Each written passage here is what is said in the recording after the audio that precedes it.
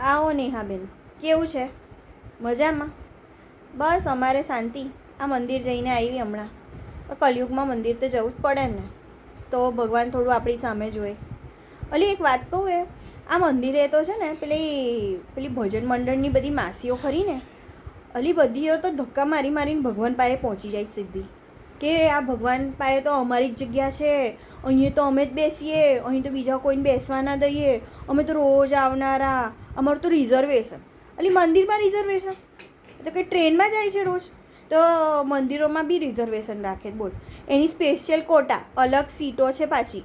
એ ભજનની જે 4-5 જગ્યા છે ને, એમાં કોઈએ બેસવાનું નહીં.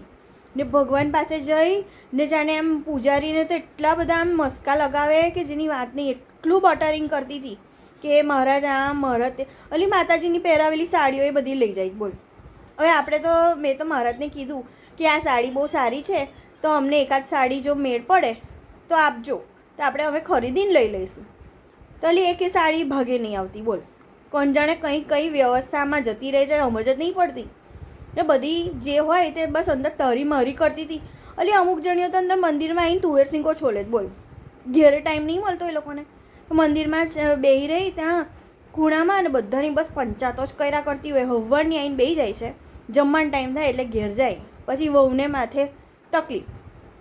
આવું ને આવું કરે, બધાને એટલી બધી હેરાન કરે. ત્યાં જાય એટલે પાછી બધાને ચોકીદારી કરે. એ દાનપેટીમાં પૈસા નાખો, એ તમે આ દૂરથી રાખો, ભગવાનને શિવલિંગને હાથ ના લગાવો, પાણી ના ચડાવો, બીલીપત્ર ના અલા ભાઈ, તો તું તારા ભગવાન છે ખાલી, દુનિયામાં બીજાને ભગવાન નથી? પણ આગળ જ પડી જાય. બસ એ લોકોને તો એમ અડ્ડો બનાવી દીધો લા મંદિરમાં. ભગવાન બી બિચારા કહેશે કે આ લોકોએ મને એટલો બધો ઘેરી લીધો છે, હું જવું કઈ, બોલો. આવું ને આવું કરે. મંદિરમાં બધી પૂજાઓના એ ટાઈમ ટેબલો પોતે લખીને પેલા મહારાજને કહે કે આ ટાઈમે ભજન, આ ટાઈમે આરતી, આ ટાઈમે આ ટાઈમે આ. એટલે મંદિરની આખી વ્યવસ્થા એ લોકોએ ઉપાડી લીધી, બોલો. ને અહીંયા પૈસા આપવાના આવે ને તો 5 પૈસા નીકળે ને એ લોકો જોડેથી. આ દાનપેટીમાંથી જ વહીવટ કરી લેતા હશે. તો એવા ને એવા છે બધા.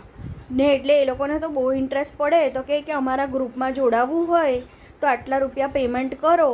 ગૂગલ પેનું તો લઈને જ બેસે એ લોકો, તો કે આટલા રૂપિયા પેમેન્ટ કરો ને અમારે ત્યાં આવી જાઓ એમ. તો કે પછી કાલથી તમને પણ બધા લાભ થશે, બોલો. હવે આવી તો વેચાણ કરવા બેસી ગયેલા મંદિરમાં, આવું બધું કરે છે, બોલ. અને હું તો ત્રાસી ગઈ. ભગવાનને હાથ બી નહીં લગાવવા દેતા, જાણે એ લોકોના ઘેરથી ભગવાન લઈને આવીને મૂકી દીધા હોય એમ. આવું કરે છે. ને પછી એ લોકો વાતો કરે ને તો પાછી બધા સામે આંખો કાઢીને પછી બધાને પાપ ધોએ બેઠી બેઠી મંદિરમાં, બોલ. આવું કરે છે.